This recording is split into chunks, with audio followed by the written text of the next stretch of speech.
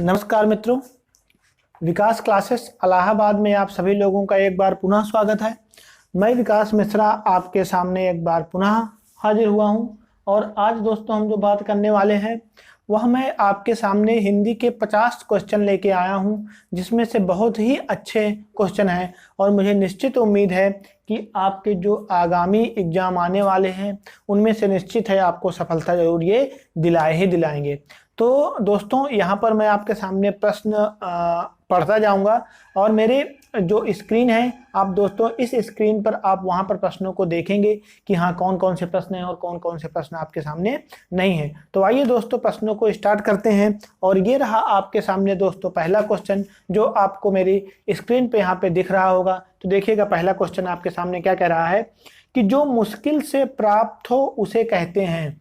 जो अनेक शब्दों के लिए एक शब्द है दोस्तों, ये जो मुश्किल से प्राप्त हो उसे क्या कहते हैं। पहला ऑप्शन सामने आपके दोस्तों मिल रहा है अलभ्य, सुलभ, दुर्लभ और अलंघ।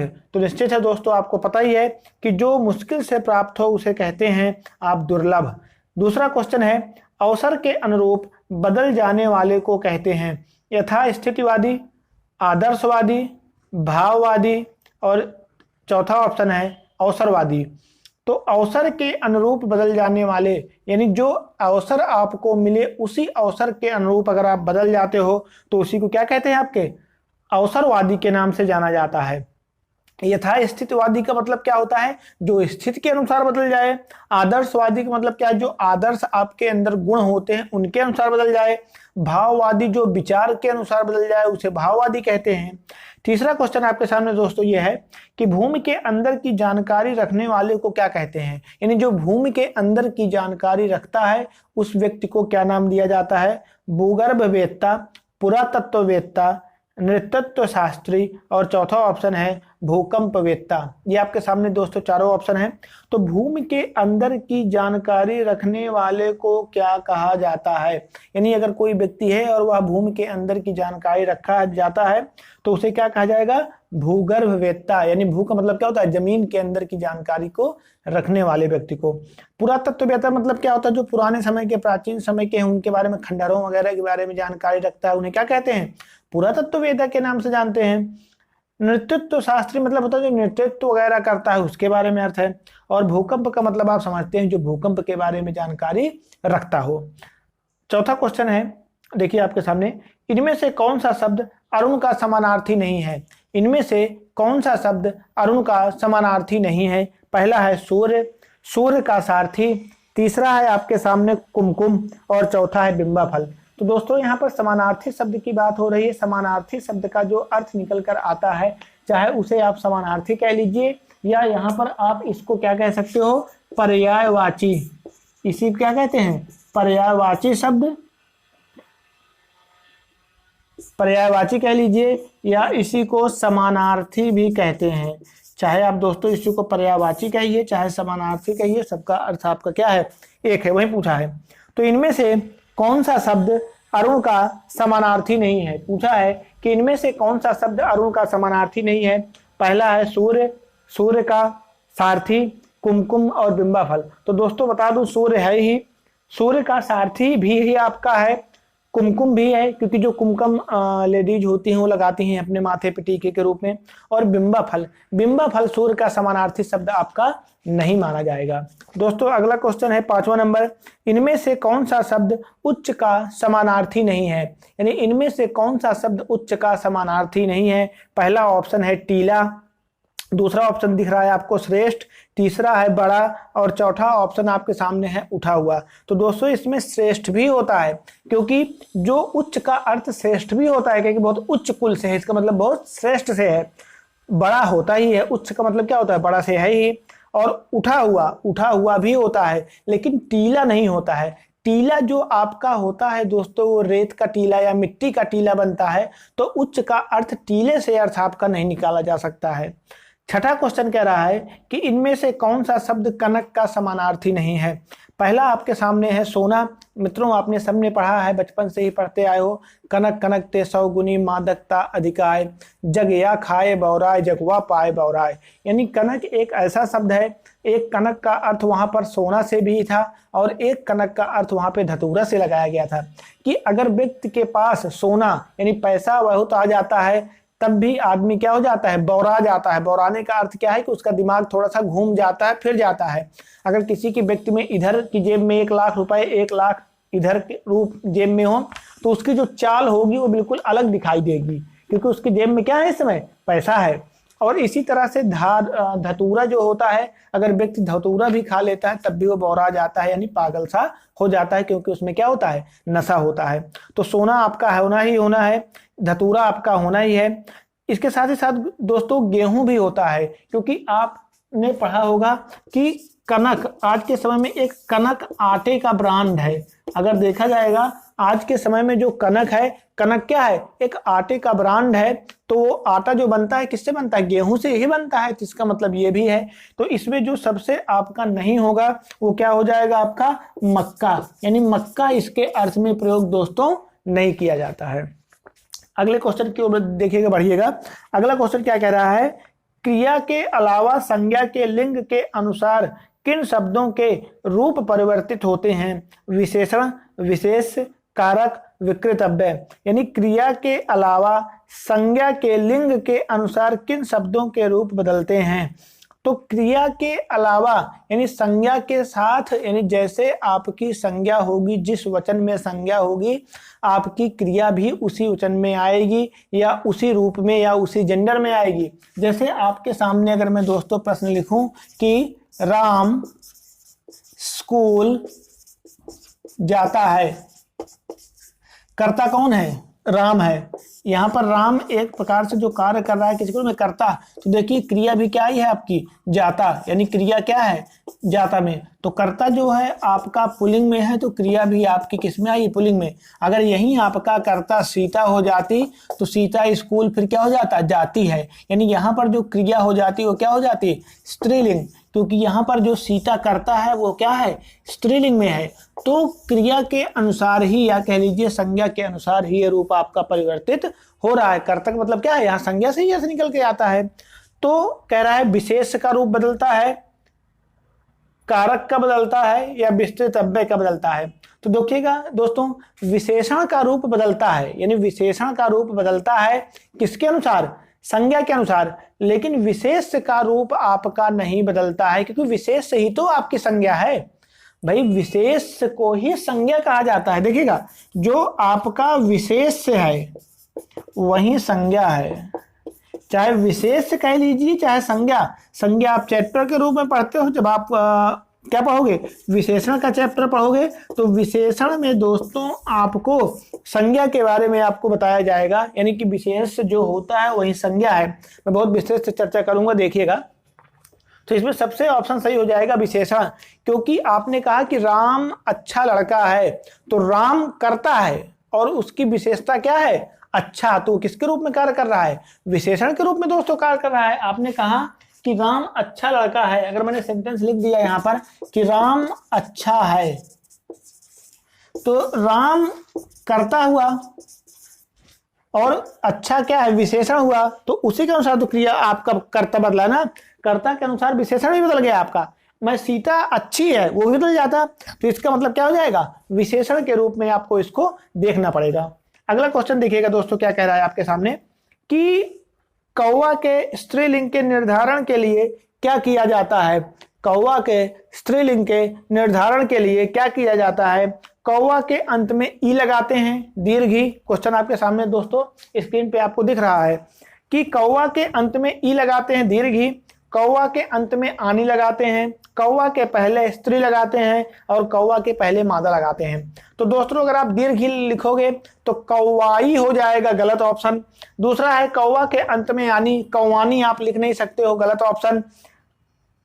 कौवा के पहले स्त्री, स्त्री कौवा कभी आपने सुना है, नहीं सुना होगा, तो ये भी ऑप्शन जो क्या हो जाएगा, गलत ही हो जाएगा।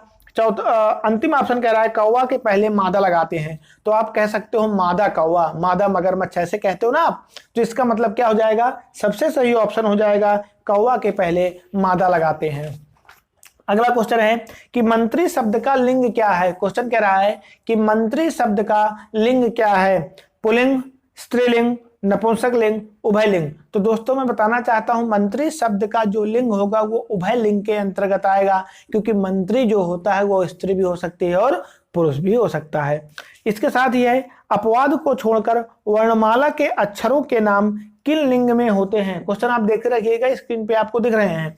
अपवाद को छोड़कर वर्णमाला के अक्षरों के नाम किस लिंग में होते हैं? पुल्लिंग, स्त्रीलिंग, नपुंसक लिंग और उभय लिंग। तो दोस्तों मैं बताना चाहता हूं कि अपवाद को अगर आप छोड़ दोगे तो जितने भी आपके हिंदी के वर्ण होते हैं, अगर मैं अपवाद को छोड़ दूं और अपवाद को छोड़ने के बाद जितने भी आपके वर्णमाला के वर्ण होते हैं, चाहे का की बात करो, चाहे खा की, चाहे गा की, चाहे घा की, चाहे अंगा की, ये सभी वर्ण आपके जो काउंट होते हैं वह आपके हमेशा पुल्लिंग रूप में ही काउंट होते हैं, याद रखिएगा दोस्तों। अगला है इनमें से कौन सा पुल्लिंग शब्द स्त्रीलिंग में प्रत्यय लगाने से बना है? पहला ऑप्शन है आपके सामने मर्दाना, बुढ़ापा, भेड़ा, विधुर। तो मर्द का क्या बनेगा? मर्दाना बनता है। यानी पूछा है कि इनमें से कौन सा पुल्लिंग शब्द स्त्रीलिंग में प्रत्यय लगाने से बना है। तो मर्द का अर्थ आदमी से है, तो इसका मतलब यह एक प्रकार से मर्दाना, यानी ये क्या है, ये दिखा तो उसको रहा है लेकिन ये जो बना है वो पुल्लिंग शब्द से बना है। और पूछा क्वेश्चन में क्या है? स्त्रीलिंग से बना।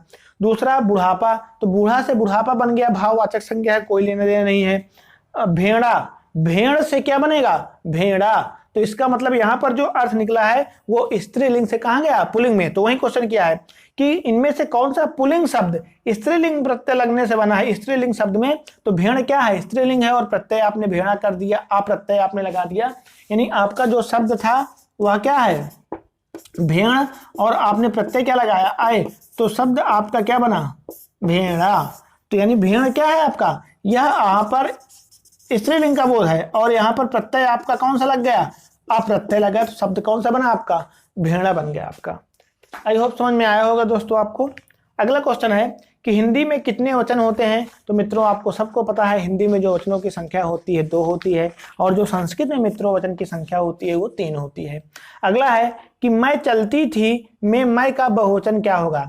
तो दोस्तों मैं बताना चाहता हूं कि मैं का बहुवचन जो हमेशा होता है वह आपके सामने हम ही होता है, यानी मैं का जो बहुवचन है वो क्या होगा? हम, तुम, वे, सब। तो क्या हो जाएगा दोस्तों? हम हो जाएगा। अगला क्वेश्चन है इकारांत संज्ञा शब्द के बहुवचन बनाते समय क्या किया जाता है? यानी क्वेश्चन क्या कह रहा है कि इकारांत शब्द संज्ञा शब्द के बहुवचन बनाते समय क्या किया जाता है। इकारांत का मतलब आप दोस्तों सभी जानते हैं कि जिन कोई भी शब्द लिखा हो और शब्द के अंत में जो स्वर आता हो उसी के में रांत जोड़ दिया जाता है। जैसे माँ में आन निकला है तो ये क्या बन जाएगा? अकारांत। आपने लिखा सीता, दीर्घ आया तो क्या कहलाएगा? आकारांत के नाम से जाना जाएगा। आपने लिखा रानी तो इसका मतलब क्या हुआ? दीर्घ ई की मात्रा है तो इसका मतलब क्या बन जाएगा? यहाँ पर ये ईकारांत आपका बन के आ जाएगा आपके सामने। तो ये दोस्तों आपको शब्द यहाँ पर देखने को मिले हैं। तो क्वेश्चन कह रहा है कि अंतिम स्वर के बाद या लगाया जाता है। तो आप कभी भी आप देखोगे तो इसमें आपका कोई भी शब्द है, जैसे अगर मैंने शब्द लिख दिया लड़की, तो अब देखोगे दोस्तों लड़की में है तो लड़कियां, ये बनेगा? नहीं बनेगा। दूसरा कह रहा है अंतिम स्वर को हटाकर यहां लगा दिया जाता है। अंतिम स्वर को अगर मैं हटा दूंगा तो लड़कियां हो जाएगा, गलत अर्थ निकल कर रहा है। ई को हर्ष स्वर करके अंतिम स्वर के बाद क्या कर दिया जाता है? या लगा दिया जाता है। अब इसका जो दीर्घ रूप था अगर मैं इसको हर्ष कर दूंगा तो बन जाएगा लड़कियां। इसका मतलब सबसे सही कौन सा हो जाएगा? यही आपका हो जाएगा। अगला है हिंदी में इस्तेमाल होने वाले उर्दू शब्दों का बहुवचन बनाने के लिए प्रायः किस भाषा के प्रत्यय का प्रयोग होता है? तो दोस्तों मैं बताना चाहता हूं कि उनके लिए जो प्रयोग किया जाता है हमेशा वह आपके हिंदी के ही प्रत्ययों का प्रयोग आपके किया जाता है दोस्तों। अगला क्वेश्चन आपका कह रहा है कि कूलन में केली, कछारन में कुंजन, क्यारिन में कलित, कलीन किलकत है, इस काव्य पंक्ति में कौन सा अलंकार है?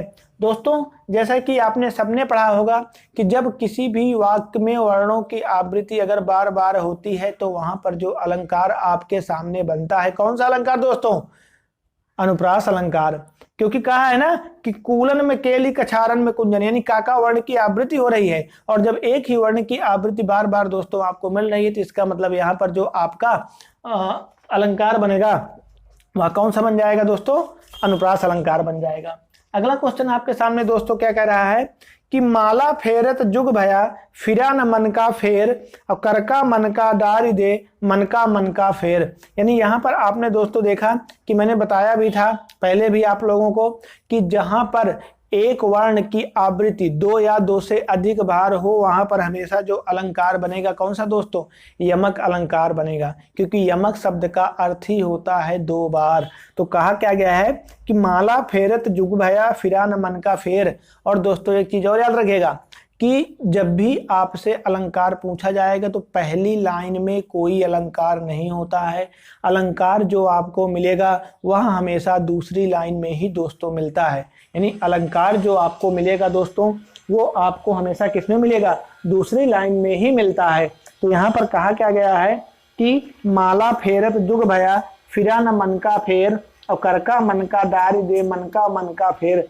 यानी कोई व्यक्ति है उसको माला दिन भर बैठ के वो माला जपता है, राम नाम जपता है, एक युग बीत गया, एक समय बीत गया, लेकिन जो उसके मन में संसार के प्रति ईर्ष्या द्वेष की भावना है, व्यक्ति के मन में ईर्ष्या द्वेष के भाव हैं, जो उसकी संसार के प्रति उसकी एक जिज्ञासा बनी हुई है, यानी उसके अंदर पैसे को कमाने की शक्ति बनी हुई है, यानी मोह माया के बंधन में एक प्रकार से बिल्कुल डूबा हुआ है। तो वही बात की गई है कि चाहे वो व्यक्ति जितना भी माला फेर ले लेकिन उसके मन का फेर नहीं फिरा। तो कर का मन का डारी दे मन का फेर। तो कहा गया है कि जो वो माला है, यानी कर क्या मतलब क्या है, वहां से मन से है कि कर का मन का डारी दे, यानी उस माला को रखने की बात की गई है कि आप उस माला को रख दीजिए, यानी मनका में कहीं पर उसको रख दीजिए और मन का फेर, यानी जो आपके मन में जो चेष्टाएं हैं आप उनको फेरिए कि आपको उस जो द्वंद्व भावनाएं है, जो समाज आपको आकर्षित करता है, मोह माया जो आपको आकर्षित करती है, उसको आप अपने मन में फेर लीजिए। तो यहाँ पर जो अलंकार बन जाएगा दोस्तों कौन सा, यमक अलंकार, क्योंकि यहाँ पर आपने देखा कि जो मन का शब्द का प्रयोग है 2 बार, कर का और मन का भी शब्द कई बार ये शब्द आपके प्रयोग होके आए हैं, तो इसका मतलब यहाँ पर आपका जो अलंकार बनेगा कौन सा दोस्तों, यमक अलंकार। अगला कह रहा है कि काव्य की शोभा बढ़ाने वाले धर्म को अलंकार कहते हैं। इस उक्ति में प्रयुक्त धर्म शब्द का क्या अर्थ है, यानी जो एक आपके सामने सेंटेंस लाइन लिखी हुई है इसमें पूछा गया है कि धर्म शब्द का अर्थ क्या है।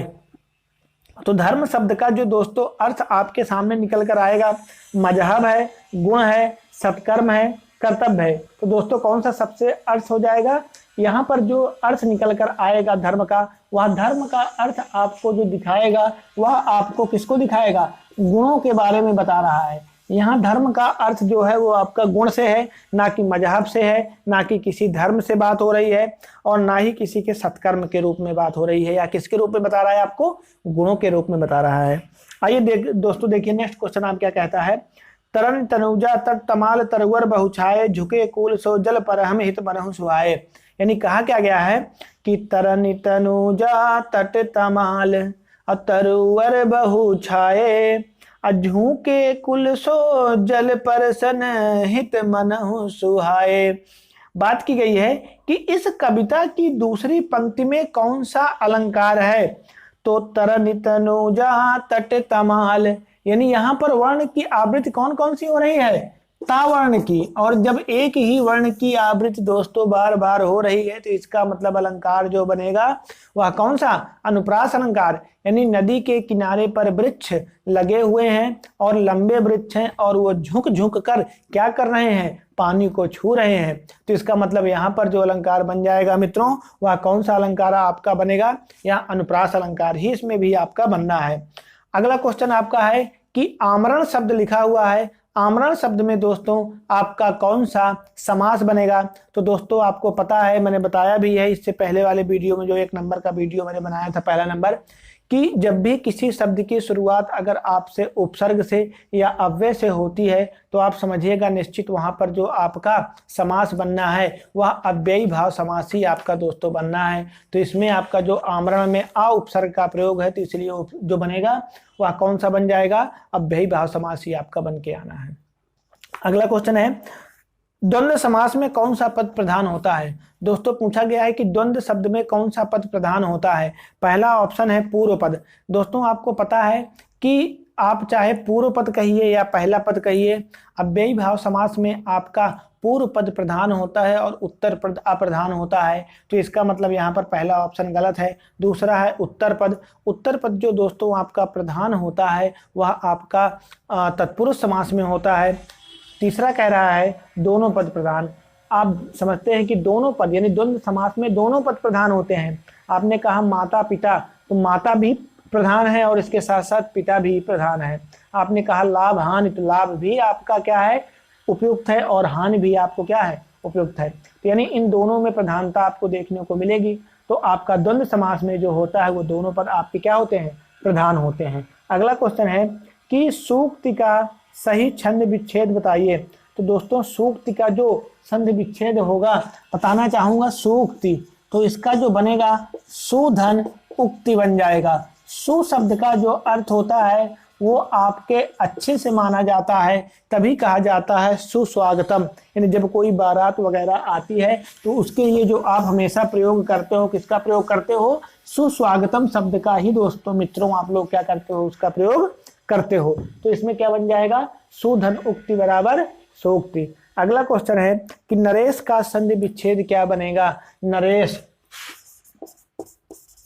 तो दोस्तों बताना चाहता हूं कि जहां पर आपकी जो मात्राएं हैं, अगर आपकी मात्रा ए की मात्रा, ओ की मात्रा और अगर आपका अर आए तो हमेशा जो वहां पर संधि मित्रों बनेगी वह आपकी गुण संधि बनती है। और जब गुण संधि आपकी बनती है तो गुण संधि में आपकी जो ए की मात्रा है वह किससे बदल जाती है, हमेशा दीर्घ ई में उसका परिवर्तन हो जाता है। तो दोस्तों क्या बन जाएगा, नर धन ईश बराबर नरेश।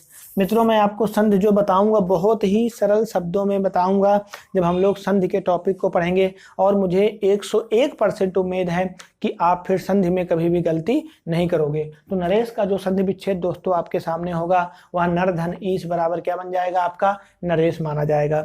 अगला क्वेश्चन आपके सामने है दोस्तों, तथायो का संधि विच्छेद है, यानी जो तथायो शब्द लिखा है तथायो का संधि विच्छेद क्या बनेगा।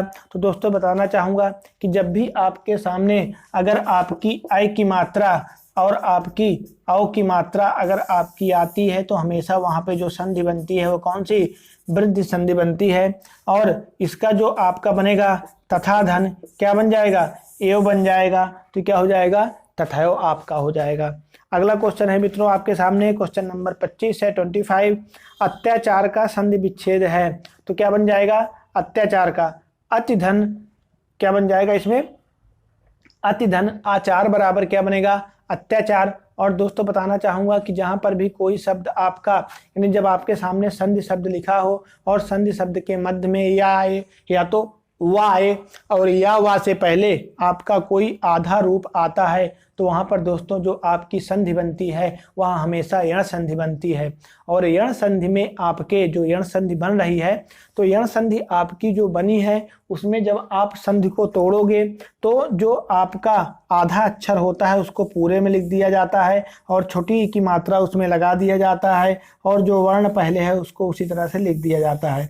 तो अत्या में आपने देखा कि अत्याचार आपके सामने जो शब्द मैंने लिखा है तो अत्याचार में यहाँ से पहले ता है तो ता को आपने पूरे रूप में लिखा और आ को आपने उसी रूप में लिख के जो आधा वर्ण था उसमें आपको क्या करना है, छोटी की मात्रा। तो अति धन आचार बराबर क्या बन गया, अत्याचार। और जो संधि बनेगी दोस्तों यहाँ पर कौन सी बन के आपके सामने आ गई है, यहाँ पर जो संधि बन जाएगी ये आपकी यण संधि बन जाएगी।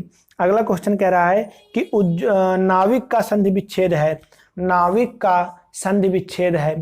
तो दोस्तों बताना चाहूंगा कि नाविक का जो संधि विच्छेद बनेगा वह आपका नौ धन इक बन जाएगा। यानी नाविक का जो होता है नौ धन इक हो जाता है, क्योंकि नाविक जो शब्द है यह आपका अयादि संधि के मध्य रूप में माना जाता है। एक चीज दोस्तों याद रखिएगा, ट्रिक है यह, जब भी किसी शब्द में तीन वर्ण आपके हों और शब्दों के बीच में या आए या तो वह आए, तो समझिएगा हमेशा जो संधि बनेगी दोस्तों कौन सी, अयादि संधि का ही रूप माना जाएगा। अगला है उज्ज्वल का संधि विच्छेद है उत धन ज्वल, उज धन ज्वल, उज धन वल और उज धन ज्वल।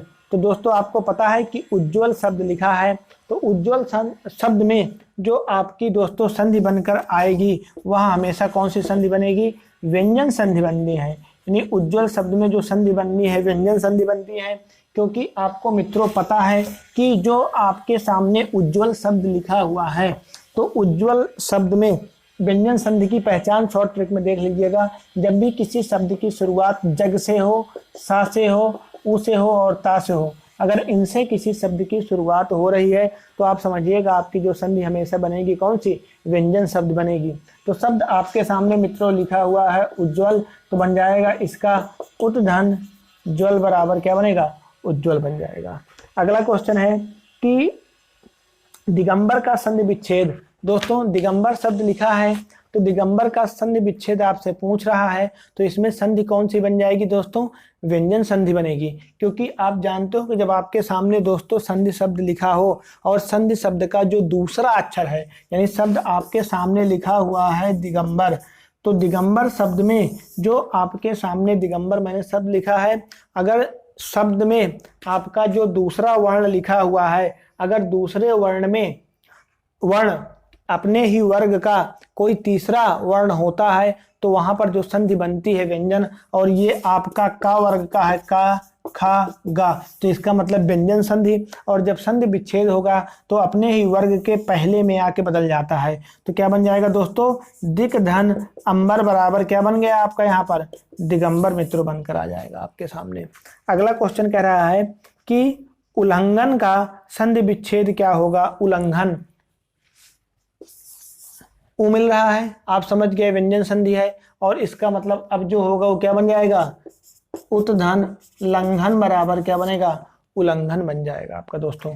अगला क्वेश्चन कह रहा है 30 नंबर क्वेश्चन क्या कह रहा है देखिएगा कि निम्नलिखित में से शुद्ध वाक्य का चयन कीजिए। क्वेश्चन क्या पूछा है कि निम्नलिखित में से शुद्ध वाक्य का चयन कीजिए। पहला है कि बाल पक जाने से कोई अनुभवी नहीं हो जाता, दूसरा है बाल पक जाने से लोग अनुभवी हो जाते हैं, तीसरा है बाल पक जाने से ही लोग अनुभवी होता है, और चौथा कह रहा है कि बाल पक जाने से लोगों का अनुभव बढ़ता है। तो दोस्तों इसमें जो सबसे अच्छा ऑप्शन आपके सामने होगा वह क्या होगा कि बाल पक जाने से कोई अनुभवी नहीं हो जाता है, यानी बाल पक जाने से कोई भी व्यक्ति अनुभवी नहीं हो जाता है। तो दोस्तों आपके सामने मैंने जो प्रश्न रखे हैं ये 30 प्रश्न मैंने आपके सामने दोस्तों रखे, और मैंने आपको उसके बारे में बताया भी है। तो दोस्तों जो भी प्रश्न आपको अगर ना समझ में आया हो तो हमारे में कमेंट बॉक्स में जाकर मुझे कमेंट करिए, और मैं निश्चित है आपको जानकारी दूंगा।